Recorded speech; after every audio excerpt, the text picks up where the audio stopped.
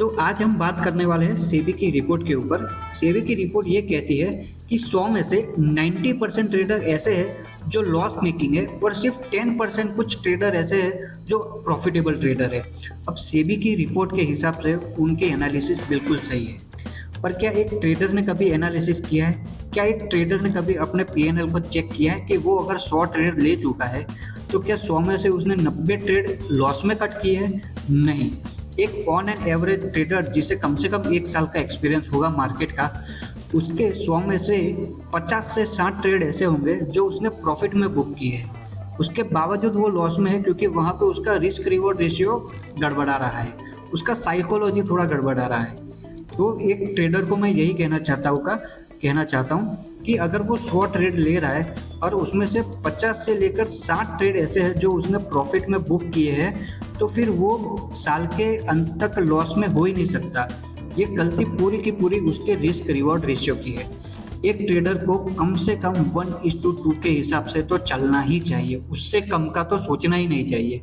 तभी एक ट्रेडर भविष्य में प्रॉफिटेबल ट्रेडर बन सकता है। अगर कोई ट्रेडर है जो 1,000 रुपये का प्रॉफिट ले रहा है तो फिर वो 2,000 रुपये का लॉस मार्केट को क्यों दे रहा है? सबसे बड़ी गलती एक ट्रेडर यहाँ पे करता है कि वो लॉस में बैठा रहता है, पर प्रॉफिट जैसे ही थोड़ा दिखता है तो वहाँ पे वो घबरा जाता है और अपना प्रॉफिट को तुरंत बुक कर लेता है।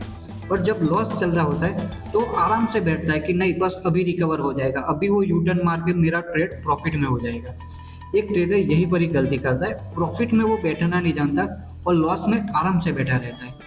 तो एक ट्रेडर को सिर्फ और सिर्फ अपने रिस्क रिवॉर्ड रेशियो और अपनी साइकोलॉजी पे काम करना है। जो ट्रेडर 1 साल का एक्सपीरियंस रखता है वो एक बार अपना पीएनएल चेक जरूर करे। 110% उसके 100 में से 50 से ज़्यादा ट्रेड प्रॉफिट में होंगे। बस गड़बड़ी ये की है कि वो जो लॉस बुक किया है वो उसने एवरेज प्रॉफिट से ज़्यादा किया है।